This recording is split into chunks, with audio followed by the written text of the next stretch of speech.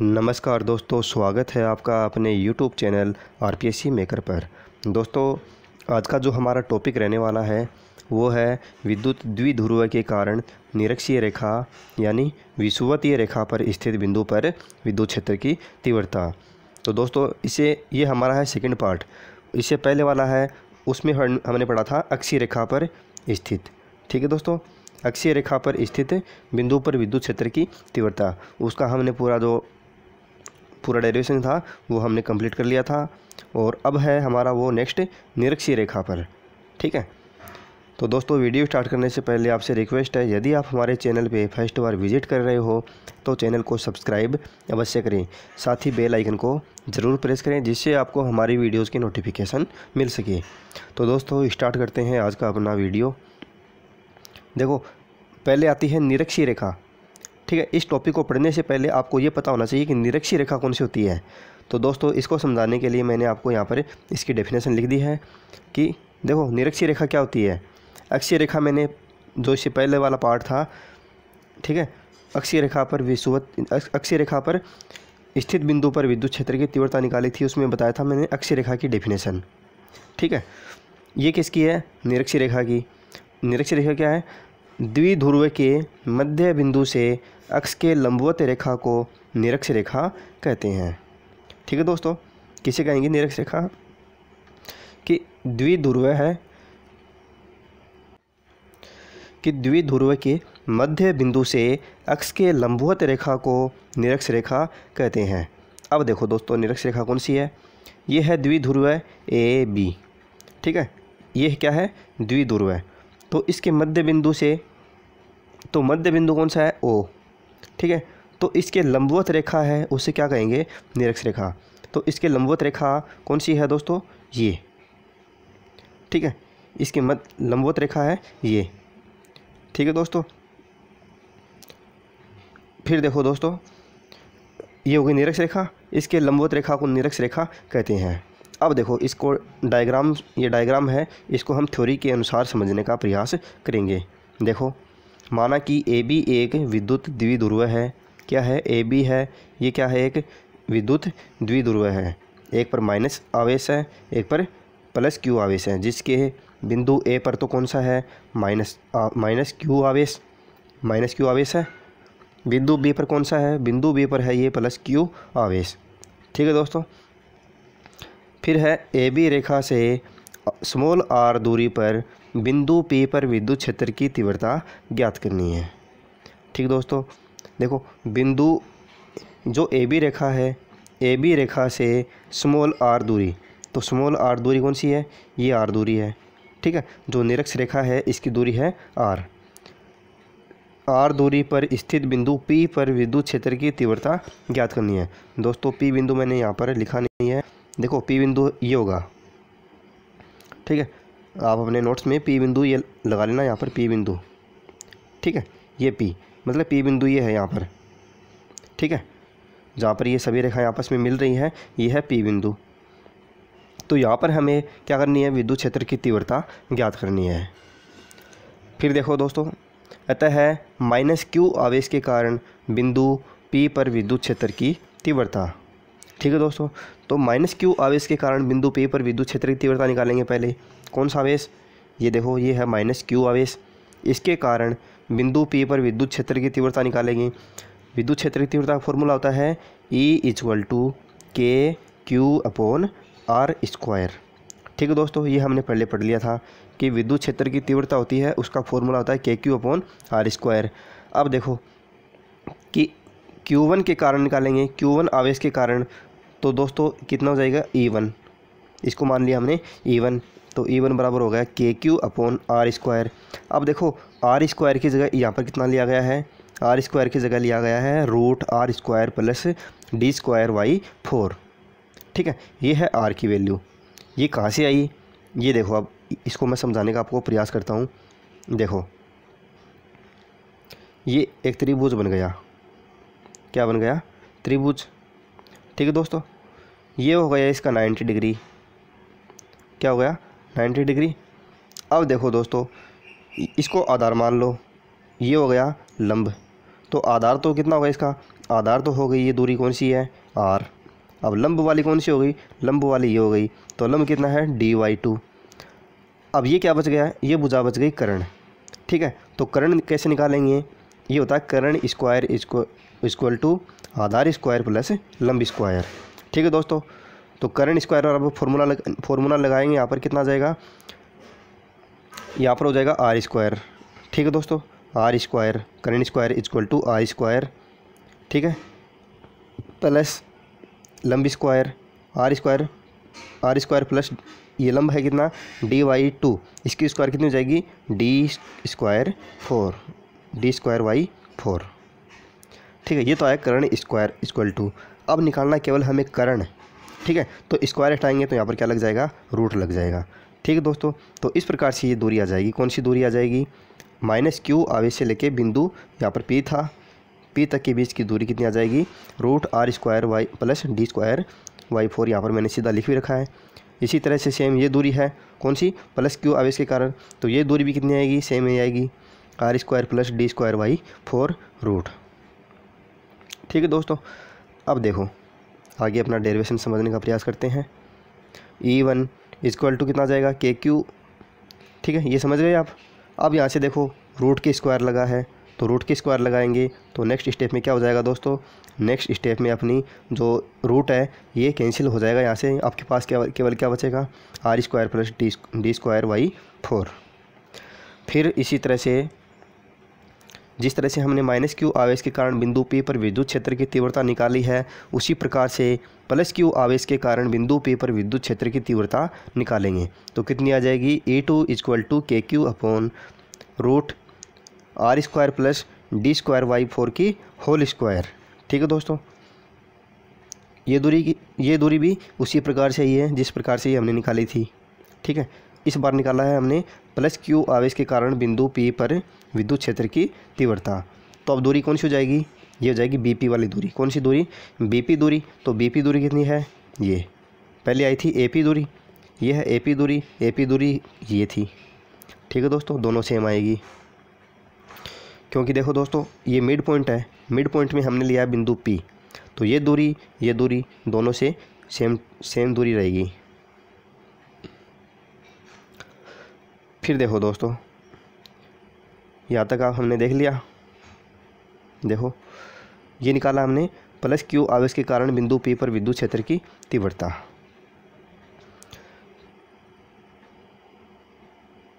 फिर देखो दोस्तों, अब निकालेंगे हम E2 equal to KQ upon r² plus d² y4। क्यों, यहाँ पर रूट स्क्वायर थी पहले वाली स्टेप में, तो रूट स्क्वायर, ठीक है, रूट स्क्वायर थी तो रूट की स्क्वायर लगाएंगे तो जो अपना रूट है वो कैंसिल हो जाएगा, आपके पास बचेगी केवल ये। ठीक है दोस्तों, ये कौन सी दिशा में हो जाएगी, BP दिशा में। एक बात और रुको दोस्तों, एक बात और बतानी है आपको। यहाँ पर ये देखो PA दिशा में जो E1 आई है वो इसकी दिशा कौन सी है, PA। देखो इस प्रकार से यहाँ पर डायग्राम में देखो मैंने दिशा भी दर्शा रखी है। जो E2 है, E2 की दिशा किस साइड है, इस तरह से है। ठीक है, यहाँ पर दर्शा रखी है। तो BP दिशा की ओर है, कौन सी दिशा की ओर है, BP दिशा की ओर कौन सी है, E2 की। और E1 की दिशा की साइड है, E1 ये रहा, तो E1 की दिशा है PA। कौन सी दिशा में, इस तरह से आ रही है, PA दिशा में है। ठीक है, तो E1 हो गई PA दिशा में और E2 अपनी हो जाएगी BP दिशा में। अब देखो समीकरण 1 और 2 से दोनों समीकरण कैसे हैं, इक्वल्स हैं। दोनों समीकरण कैसे हैं, इक्वल्स है। देख लो E2 equal to KQ upon r² plus d² y4 और E1 भी कितना है, KQ upon r² plus d² y4। तो दोनों समीकरण कैसे हैं, इक्वल्स हैं। तो समीकरण 1 व 2 से क्या लिखेंगे हम, E1 इक्वल टू E2। ठीक है, क्योंकि दोनों -q आवेश के कारण और +q आवेश के कारण विद्युत क्षेत्र की तीव्रता बिंदु P पर कैसी होती है, समान होती है। क्योंकि दूरी कैसी है, समान, तो समान ही रहेगी। ठीक है, अब देखो दोस्तों, ये विद्युत क्षेत्र की तीव्रताएं परिमाण में समान है। ठीक है, परिमाण में समान है लेकिन दिशाओं में भिन्न है। दिशाओं में भिन्न है क्यों, क्योंकि देखो इस तरह से था डायग्राम, इसकी दिशा इस साइड थी और इसकी दिशा इस साइड थी। ठीक है। अब इन्हें घटकों में वियोजित करने पर इनके ऊर्ध्व घटक E1 साइन थीटा तथा E2 साइन थीटा परिमाण में समान तथा दिशाओं में विपरीत होने के कारण एक दूसरे से निरस्त हो जाते हैं। ठीक है, ये भी आपको डायग्राम से समझाऊंगा अभी मैं आपको। जबकि क्षैतिज घटक E1 कोस थीटा तथा E2 कोस थीटा परिमाण व दिशा दोनों में समान होने के कारण परस्पर जुड़ जाते हैं। ठीक है दोस्तों, अब यहाँ पर आपको एक बात बतानी है कि देखो, जब घटकों में इसको वियोजित करेंगे, ठीक है, जब घटकों को वियोजित करते हैं तो क्या होता है कि जो ऊर्ध्व घटक, ठीक है, ऊर्ध्व घटक हो, घटक चाहे कोई से भी हो, अगर वो परिमाण में समान, अगर दिशाओं में विपरीत हो, ठीक है, दिशाओं में इस तरह से विपरीत होंगे तो वो क्या हो जाएंगे, आपस में कैंसिल हो जाएंगे। ठीक है, अगर परिमाण और दिशा दोनों ही समान है, ठीक है, परिमाण और दिशा दोनों ही इस तरह से समान है तो क्या होंगे, तो वो आपस में जुड़ेंगे। अब देखो दोस्तों, दिशाओं में समान कौन कौन से हैं, देखो ये देखो, इसको घटकों में वियोजित किया है। ठीक है, तो देखो ये तो हो गई इसकी E1 साइन थीटा और ये हो गया E2 साइन थीटा। तो E1 साइन थीटा और E2 साइन थीटा ये कैसे हैं, ये कैसे हैं, परिमाण में तो समान है। E1 बराबर क्या है, E2, E1 बराबर क्या है, E2, परिमाण में समान है, लेकिन यहाँ पर दिशा कैसी है, विपरीत है। दिशा कैसी है, विपरीत है, तो इसलिए क्या हो जाएंगे, ये परिमाण में समान है, दिशा में विपरीत है, इस प्रकार से ये क्या हो जाएंगे, यहाँ पर निरस्त हो जाएंगे, E1 साइन थीटा और E2 साइन थीटा। अब बच गया आपका जो क्षैतिज घटक है। क्षैतिज घटक कौन कौन से हैं, E1 कोस थीटा और E2 कोस थीटा। ठीक है दोस्तों, अब E1 cos theta, E2 cos theta परिमाण तथा दिशा दोनों में क्या है, समान है। ठीक है दोस्तों, तो दोनों में समान होने के कारण क्या हो जाएंगे, आपस में जुड़ जाएंगे। अब देखो दोस्तों कैसे जुड़ेंगे, देखो अब निकालेंगे। अतः परिणामी विद्युत क्षेत्र की तीव्रता, तो E इक्वल टू कितनी आ जाएगी, E1 कोस थीटा और E2 कोस थीटा। अब आपको पता है E1 बराबर क्या है, E2, E1 और E2 है, विद्युत क्षेत्र की तीव्रताएं कैसी है, इक्वल्स है। तो E इक्वल टू, तो पहले तो ले लेंगे हम E2 का मान रख देंगे E1, ठीक है, यहाँ पर E2 है, इसका मान रख दिया हमने E1 कोस थीटा, क्योंकि E1 और E2 बराबर हैं, तो क्या हो जाएगा 2E1 कोस थीटा। अब क्या रखेंगे, E1 बराबर E2 है, तो यहाँ पर E2 है, यहाँ पर E1 की जगह रख देंगे E2, तो E2 cos theta plus E2 cos theta क्या हो जाएगा, E2 कोस थीटा, सॉरी दोस्तों यहाँ पर 2 आएगा, 2E2 कोस थीटा। ठीक है दोस्तों, यहाँ पर आप 2 लगा लेना, 2E2 कोस थीटा। ठीक है दोस्तों, यहाँ पर आएगा 2E2 कोस थीटा और 2E1 कोस थीटा, दोनों ही क्या आएंगे, इक्वल्स आएंगे। फिर समीकरण 1 से E1 का मान रखने पर, ठीक है, अब देखो आपके पास ये समीकरण है, ठीक है, यहाँ पर 2 है, ये 2 का यहाँ पर क्या गया, 2 आ गया। अब E1 का मान रखना हमें, तो E1 का मान हमारे पास कितना आया था, KQ upon R square plus D square by 4, ये मान आया था किसका, E1 का। अब आगे है इनटू में कोस थीटा, तो ये आ गया हमारे पास कोस थीटा। अब देखो त्रिभुज AOP से कोस थीटा इक्वल्स टू निकालेंगे, तो कितना आ जाएगा, कोस थीटा बराबर कितना होता है दोस्तों, आधार बटे कर्ण। क्या होता है, आधार बटे कर्ण, तो आधार हो गया हमारे पास कितना, D/2 और कर्ण कितना हो गया, root R square plus D square by 4। ठीक है दोस्तों, देखो आधार कितना होगा यहाँ पर, ये देखो, ठीक है, तो ये यहाँ पर समकोण त्रिभुज है AOP। ठीक है दोस्तों, AO यहाँ पर P बिंदु था, तो AOP से ये तो होगा कर्ण आपका, ये होगा आधार, ये क्या होगा, लंब, तो क्या होगा, आधार बटे कर्ण, क्योंकि LA बटे KA। ठीक है दोस्तों, ये फॉर्मूला लगता है यहाँ पर, तो ये होता साइन का, ये होता कोस का, तो कोस का कितना हो जाएगा, आधार बटे कर्ण, तो आधार कितना है यहाँ पर D/2, कितना है D/2 अपॉन कर्ण कितना हो जाएगा, R square plus D square by 4, ये रूट के अंदर आ जाएगा। फिर देखो दोस्तों, ये आ गया कोस थीटा का मान। ठीक है, ये कोस थीटा का मान हमने क्यों निकाला, क्योंकि देखो यहाँ पर था कोस थीटा, यहाँ पर दे रखा है कोस थीटा। ठीक है, तो इसका मान हमें निकालना है और ये निकाल लिया हमने। और फिर ये मान है, ये हम कहाँ पर रख देंगे, यहाँ पर रख देंगे। ठीक है, नेक्स्ट स्टेप है इसमें ये आएगा 2kq/r² + d² dot dy2 upon √r² + d²/4। ठीक है, अब देखो जो हमने द्विध्रुव आघूर्ण पढ़ा था, ठीक है दोस्तों, वहाँ पर क्या पढ़ा था कि P = क्या होता है, QD। देखो ये होता है कि नहीं होता, P = QD, यहाँ पर मैंने लिख भी दिया है। तो देखो दोस्तों, अब देखो यहाँ पर पहले इसका मान रख दिया हमने, कोस थीटा मान हमने यहाँ पर ये रख दिया। फिर क्या किया, K को बाहर निकाल लिया। अब कोष्टक के अंदर ये 2 लिख दिया, ये 2 आ गया, dy2 ये dy2 आ गया, और ये q आ गया, ये यहाँ पर q आ गया। 2 से 2 कैंसिल हो गया। अब आपके पास क्या बचा है, KQD। ठीक है, अब K तो हो गया अलग, और QD क्या होता है, QD का होता है P। द्विध्रुव क्या होता है, आघूर्ण होता है, विद्युत द्विध्रुव है आघूर्ण। ठीक है, तो P यहाँ पर क्या जाएगा, QD का मान कितना रखेंगे, P रख देंगे, QD का मान P रखेंगे। तो आपके पास क्या बचेगा, KP/r² + d²/4 की पावर 3/2। अब 3/2 कैसे आया, देखो इसकी पावर तो है कितनी, 1, और इसकी पावर ये रूट में है, तो रूट की पावर कितनी मान जाती है, यहाँ पर रूट को हटा देंगे तो यहाँ पर पावर हो जाएगी 1/2। तो 1 + 1/2 कितना होता है, 3/2 होता है। ठीक है दोस्तों, तो इस प्रकार से ये मान इसका आ जाएगा।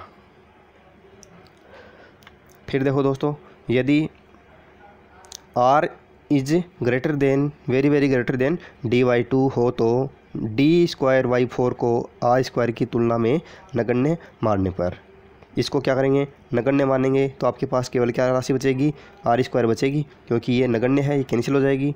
तो kp/r³। अब इसको सदिश रूप में लिखेंगे तो E वेक्टर = -kp वेक्टर/r³। अब ये माइनस कैसे आया, ये भी मैं आपको बताऊंगा। देखो आगे देखते हैं।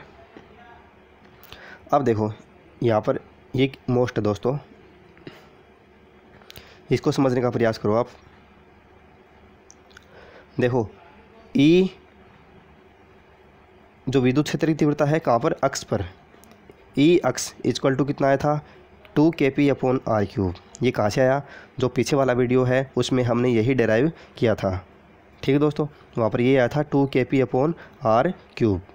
अब जो हमने आज डेराइव किया है वो है E निरक्ष = kp/r³। अब यहाँ से क्या पता चलता है, अब देखो यहाँ पर इसको थोड़ा सा समझने का प्रयास करते हैं। देखो ये बात मैंने सीधी यहाँ पर लिख दी, E अक्ष पर। ठीक है, E अक्ष = यहाँ पर 2 का हमने 2 रख दिया। अब kp/r³ है, ये किसका मान है, ये देखो किसका मान है, kp/r³ है निरक्ष का मान, E निरक्ष का। तो इसकी जगह हमने मान रख दिया ये E निरक्ष। ठीक है दोस्तों, इस तरह से ये क्या गया, E, इसको मोड में रखेंगे। मोड में रखने का अर्थ क्या होता है, मोड में रखने का अर्थ होता है कि जो प्लस में होते हैं वो भी प्लस में रखे जाते हैं, लेकिन जो माइनस में होते हैं वो भी प्लस में रखे जाते हैं। तो E अक्ष = कितना आ जाएगा, 2E निरक्ष। इसका मतलब क्या हुआ, इसका मतलब ये हुआ कि जो अक्ष पर विद्युत क्षेत्र की तीव्रता होती है वो क्या होती है, दुगनी होती है। किससे, E निरक्ष से। क्योंकि देखो यहाँ से पता चलता आपको। ठीक है, E अक्ष पर आई थी हमारे पास, कितनी आई थी, E अक्ष पर 2kp/r³, और निरक्ष पर कितनी आई है, kp/r³। दुगनी कौन सी है, E अक्ष वाली। कौन सी, E अक्ष वाली। ठीक है, तो इससे यहाँ पर पता चलता है कि E अक्ष = 2 × E निरक्ष। और दोस्तों इसको ऐसे भी लिख सकते हैं, जैसे E निरक्ष = E अक्ष अपॉन 2, क्योंकि ये 2 है, इसको हम नीचे भेज देंगे। ठीक है, इसको नीचे भेज देंगे तो कितना आ जाएगा, E अक्ष अपॉन 2 = E निरक्ष। इसका मतलब क्या हुआ कि जो निरक्ष की जो विद्युत क्षेत्र की तीव्रता है वो अक्ष पर स्थित बिंदु पर विद्युत क्षेत्र की तीव्रता की आधी होती है, हाफ होती है। ठीक है दोस्तों। अब देखो वो माइनस कैसे आया, वो बात मैं आपको यहाँ पर लिख के बता रहा हूँ कि विद्युत क्षेत्र की दिशा विद्युत द्विध्रुव की अक्ष के समांतर धन आवेश से ऋण आवेश की ओर है, अतः विद्युत द्विध्रुव आघूर्ण -P होगा। ठीक है दोस्तों, देखो जिस तरह से डायग्राम हमने बनाया था तो इसकी दिशा यहाँ से थी, यहाँ पर तो था माइनस आवेश, यहाँ पर था प्लस Q आवेश, तो इसकी दिशा यहाँ से यहाँ थी, फिर यहाँ से यहाँ, मतलब प्लस से माइनस की ओर जा रही है। ठीक है, तो इसमें यही बताया गया है कि विद्युत द्विध्रुव की अक्ष के समांतर धन आवेश से ऋण आवेश की ओर है। किसकी? विद्युत क्षेत्र की दिशा धन आवेश से ऋण आवेश की ओर है, तो अतः विद्युत द्विध्रुव आघूर्ण कैसा होगा? -P वेक्टर होगा। इस कारण से वहाँ पर क्या आया था? माइनस का साइन आया था। देखो दोस्तों ये रहा सदिश रूप में। ठीक है, इस कारण से यहाँ पर क्या आएगा? -KP/R³ आ जाएगा। तो ठीक है दोस्तों, इम्पोर्टेंट टॉपिक है दोस्तों, एग्ज़ाम में बहुत बार पूछा जाता है और दोस्तों एग्ज़ाम में आने लायक क्वेश्चन है ये। तो दोस्तों आज का जो हमारा टॉपिक है यहीं पर कंप्लीट होता है। उम्मीद करता हूं दोस्तों आपको मैंने जो भी समझाया है आज के वीडियो में आपको बिल्कुल समझ में आया होगा। यदि दोस्तों आपको वीडियो अच्छा लगे तो इसको लाइक करें, शेयर करें, चैनल को सब्सक्राइब करना ना भूलें। तो दोस्तों आज की वीडियो में इतना ही, मिलते हैं नेक्स्ट वीडियो में एक नए टॉपिक के साथ। तब तक के लिए जय हिंद, जय भारत।